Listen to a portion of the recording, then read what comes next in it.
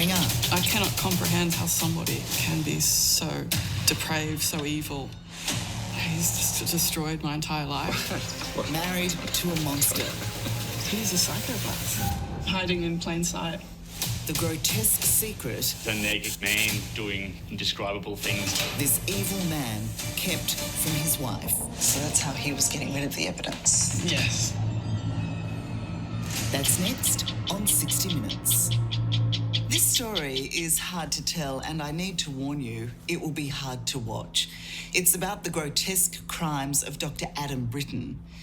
Publicly, Britton portrayed himself as a wildlife warrior, a Darwin-based crocodile expert who made nature documentaries. At times, he even worked alongside Sir David Attenborough. But he hid a despicable secret. In 2022, he was arrested, accused of vile acts of animal cruelty, and last month was sentenced to 10 years in jail for the rape, torture, and killing of as many as 42 dogs. Oh, hell no. Ew. Poor dogs. For 2 years, Britton's wife Erin has stayed silent about the man she once loved. Tonight, she grapples with a terrifying truth. She was married to a monster. Oh, hell no. That dude was kinked out to the max. That's like, how do you get any worse than that? That mofo literally slipped down a kink spiral into hell. Oh my God. I'm a postmodern dating casualty, okay? And it's quite possible that my picker is off. But damn, I didn't pick a dog. Ew. Motherfuckers are going crazy out there. I don't even care if I'm ugly or old or ugly. Old.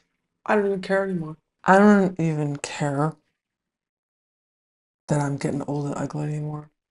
And I no longer have any market value, dating market value, or whatever the hell. Because I see how these young, quote unquote, beautiful women who are at the peak of their dating market value, I see how they're being treated. I'm like, ooh, it doesn't really count for much. I'm just saying, my dating life can be summed up in a very disappointing series of relationships. It's like my first boyfriend, pornhead, ex-husband, pornhead. I rolled with a F-boy after my divorce, not a pornhead, but a sex addict. Single for 2 years, and then I rolled with my ex-boyfriend who was an alcoholic. That really sums up my dating life. And then when I was rolling with the F-boy, it was on and off for 6 years. It was just a situationship. So the times it was off, I would try to go on dates, and try to meet people. I tried dating sites at that time. I dated the stockbroker who admitted that he had a porn addiction problem and erectile dysfunction for like 6 months. But that was it. But the other dude, I didn't date that mofo because that dude, he wanted to do nasty things. Nasty. I'm like, oh, hell no. Ew. I'm boring as frick when it comes to that shit. I just want a healthy, loving relationship. Like, that's not all kinked out. There's no drama. You just get along, enjoy each other's company. It's like simple and shit. There's mutual attraction. I don't even care if that bitch is a Trumper thumper. There's some moderate Republicans out there. I'm a moderate Democrat. Shit. I just want the mofo to be normal. It's treacherous. Like, even if you don't find some psycho nutbag, okay, that isn't gonna like go all old school Kings of England and chop your head off, or be some creepy animal. Ew. Or just some jacked up mofo, okay? You're gonna get some dude that's probably a liar or cheater or like hornhead or some kind of addict or something. Dude, it's like feels like it's like slim pickings even for the young hot chicks, let alone the granny wannabes. I don't know, but Gen Zs aren't even having sex anymore. My kid's a Gen Z. I don't even. Will I have any grandbabies? I don't know, but I don't even mind getting old because it's like dudes are all like creepy and gross anymore. It's like, ew, they're so creepy and gross, and they're all like just they like hate women anymore, and they like are just kinked out, and they just want to use you as a nutcracker, just want to jack off on you. That's what most of them want to do. They don't even want to have a loving, healthy relationship with somebody with companionship and friendship and shit. They don't want that anymore. Looking for a normal, healthy relationship anymore is like trying to find a unicorn that in that burps cotton candy and poops golden coins. That's what it's like to find just a normal, healthy, loving relationship. That's what it seems like, you know? And I see what these young, beautiful women are going through. It makes me not even care. I'm supposed to be all concerned and devastated that I'm no longer have any market value. Like, is it a bad thing? I don't even know, man. Because, like, most dudes are horrible lays anyway, okay? From what I've encountered. And they think they're the shit and they're not. And so this is the my ugly face filter. This is my ugly ass face filter because men are acting so whack anymore. They're acting like this. Some crazy, just crazy as a heel. Okay. So who cares if you're ugly? Make those mofos run, please. Thank you. So what happens? Even if you win the jackpot in looks and you're like perfect pretty prince model, you get some crazy ass shit happening. Like this shit. Now let's talk about women's safety. It's an issue that we've been raising for some time now, and the reason is very simple. Women are not safe anywhere. Not on the streets, and definitely not in their homes. Take this case, for example. A Swiss model was murdered in her home. The killer was her husband. But here's the gory part. After killing her, he chopped up her body parts, pureed some of them in a blender, and dissolved them in a chemical solution. Just the thought of it would make anyone shudder. Holy dude. Look, she was a model. She's a model. She's a pretty princess. A pretty princess. She won the jackpot in looks. She got her knight in shining armor and shit. And this motherfucker was crazy as hell. Yet this is not an isolated incident. Every 11 minutes, a woman or a girl is killed by someone in her family. Every 11 minutes. Our next report tells you more. This is Kristina Joksimovic, a model, a former Miss Switzerland finalist, a mother of two. In February, she was found killed in her home. She was only 38. But it wasn't just any other murder. Kristina was killed by her husband. Now the 41-year-old admitted to the murder. Look at him. Bitch looks another normal ass looking bitch. I remember I'm mixed race, right? I was talking to one of my African American cousins and I told her about this story and she just shakes her head. She's like, those white dudes, they're crazy as hell. That's what she said. I mean, a lot of times it's always some white dude does some crazy ass shit. I'm just saying, okay? But at first, he called it an act of self-defense. He said that she attacked him with a knife. He tried to protect himself, and that's how he killed her. But further investigation suggested otherwise. There was no evidence of any attack or any struggle. The probe found that Kristina was strangulated. Her husband strangled her. But what he did after that was even more shocking. He dismembered her body. It was done with a jigsaw power model, a knife, and garden shears. He then took those chopped body parts and put them in a blender. Those were then pureed, and he ended up dissolving them in a chemical solution. Are you kidding me?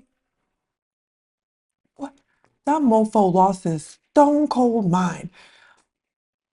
And like men, like they're supposed to freaking like protect. That's why they're given strength. They're evolutionary given strength to protect their family. But now they're using their strength to chop up and puree their family and shit. Luckily, he didn't do it to his kids, but some of these mofos, like that Chris Watts dude, he killed his own kids. Just kind of like threw them in, just tossed them in the garbage. Like these mofos are just, you don't even know, they all look like normal and shit too. Like it's like almost like we should start having an ugly industry, not a beauty industry, to just make dudes run from us so we don't get chopped up and pureed and shit. It was to get rid of all the evidence. He didn't Look at the pretty princess. Look at look at the pretty look at how beautiful and pretty. Oh, succeed in his attempt, but the act itself was so monstrous, it's shaken the world. So, what explains this brutality? The husband is currently in police custody. He hasn't given any reason for the murder, but prosecutors say he showed a lack of empathy, a sort of cold bloodedness often seen only in serial killers. Also, this isn't the first such incident. Investigators say he has strangled her before. Apparently, he once grabbed Christina by her neck, banging her head against the wall. Now, this may be one of those murders that send shivers down your spine, but it isn't an isolated incident. Every day, somewhere in the world, a woman is murdered, either by her partner, or by a stranger, or by a system that fails to protect her. It's called femicide, the murder of a woman simply because of her gender. I'm doing another ugly face filter. Keep these mofos running for reals. Shit. Keep these jacked up mofos running. Bye, Felicia. Dude, and that's the thing. They all these like incel. It's always like really homely old dudes that are saying women are single because they can't. Dude, even my old ass, I don't have a problem getting situations seriously for real. I never was one to seek validation by my looks anyway, but still, that's why getting old isn't really that much of a problem, really, because I didn't seek validation that way. But yeah, these women now, dude, walking around like with their butthole hanging out. It's crazy, dude. The way they dress are so provocative. Like what you want to send a signal out to all the like creepy nasties too? Try so you can try to get the one dude you're attracted to. There's only 10% of the dudes out there that are even like attractive, and they even say that on those dating sites. It's only like a small percentage of dudes that are even getting attention on dating sites and stuff. I know there's nice dudes out there. It's just harder to find them. Like, I don't know. It seems like I don't know why, but I watched my dad cheat on my stepmom twice. Okay, and I watched my uncle. I have four illegitimate cousins because my uncle, he was out running the streets like a crazy ass person. Like, I have two cousins that I know of in his marriage. Okay, and then there's four other ones, and I met one of them. uh, he ended up having a good relationship with one of his illegitimate kids, and so they got to meet the family. But there's three other ones. We don't even know who these mofos are. And my aunt, is totally traumatized by the experience, and all the baby mamas were like harassing her, and the baby mama, the kids, his illegitimate kids, were harassing my cousins. I mean, it was crazy town, all because he couldn't get in control of his dick. I'm just saying. Anyway, this mofo, here's another reason why there might be the ugly industry happening women trying to run from these mofos. But this mofo, his ego was so fragile that he ripped his girlfriend's uterus out.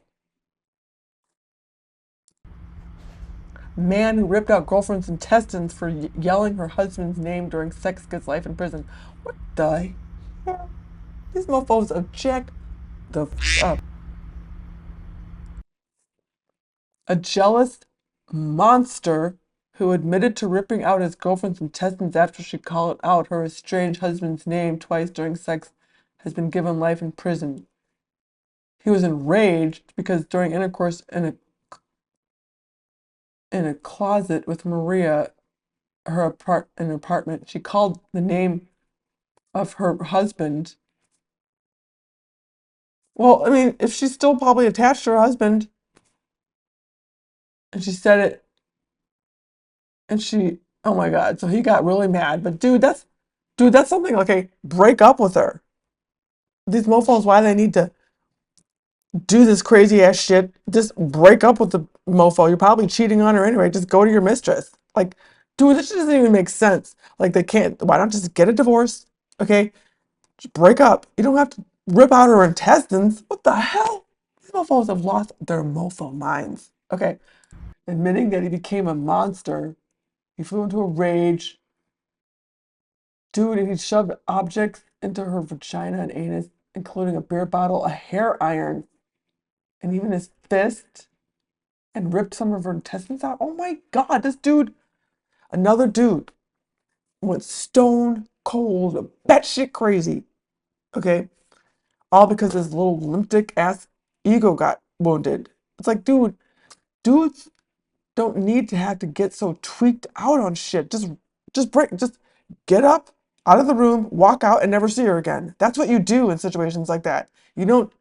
Now the mofo is gonna end up in prison. I don't know. I'm just, like I said, I have androphobia. These mofos are acting crazy as hell. Like, I just think if you have a penis, it's like guilty until proven innocent, like anymore, because, and then even if you know some mofo, you don't even know what the hell. That lady whose husband was banging dogs and mutilating him, torturing him, putting him on the dark web. She was married to him for a minute and he kept it hidden from her. Like, she had to travel a lot for her work because they were both zoologists and stuff. And like, he would just kink out when she was gone or something. And oh, these filters are too aesthetically pleasing. I might attract a husband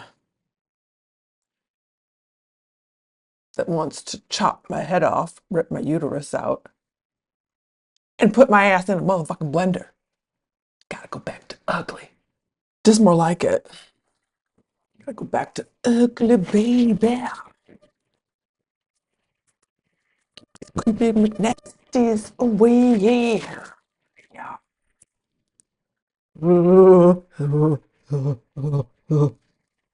So this clip talks about why, from an evolutionary biological perspective or some shit, why dudes are dangerous as Stephen, who is by far the most dangerous individual that a woman will ever meet in her life. Whether it's the Yanomamo tribe in the Amazon, whether it's the Hadza tribe in Central Africa, whether it's in ancient Greece 2,000 years ago, or whether it's in Detroit, Michigan 2,000 years from now. Who is the most dangerous person by far that you will ever meet?